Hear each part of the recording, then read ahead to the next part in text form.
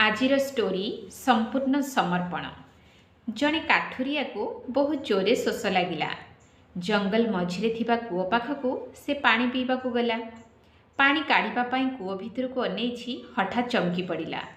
तार छाती धड़ धड़ कला, देह हाथ थरिबा को लागिला। काहेकि कूओ भितरे कौन थिला?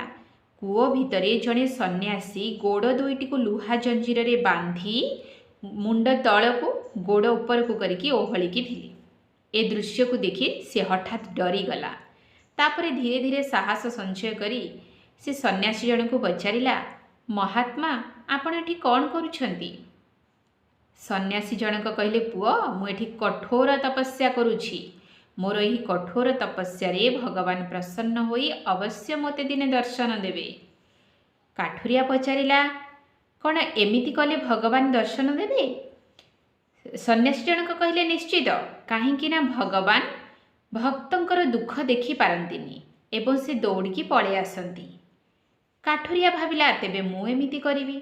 तेणु सी गोटे काठ को आनिला, कूओ उपरे पकाईदेला, घासरे गोटे रसी बनैला एवं से घासर रसी रे ओहलिबाकू चेष्टा करिछि। हठात घासर रसीटी छिंडीगला। से डरिकी आखि दुईटा को बंद करिदेला। हठात ताको लागिला जे से कूओ तले पड़ीनी, ताको किए जणे धरिछि। धीरे धीरे से आखि की खोलिला।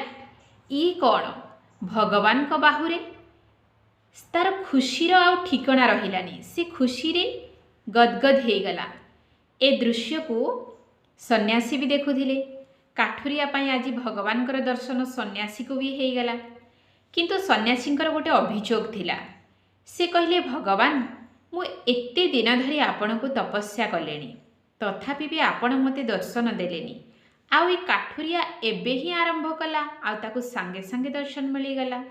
भगवान हसिले, कहिले, तुमे तुम निज व्यवस्था निजे करिछ। जेमिति तुमे कूओ तले न पड़िब सेथिपाई लुहार जंजीर रे निजको सुरक्षित भावरे बांधिकी रखिछ। किंतु ए काठुरियार से संपूर्ण भावरे मो उपरे समर्पण हो जाइथिला। अर्थात तार निज कथा से भाबी नथिला। संपूर्ण भरोसा करिकी मो उपरे से तळकू डेइथिला।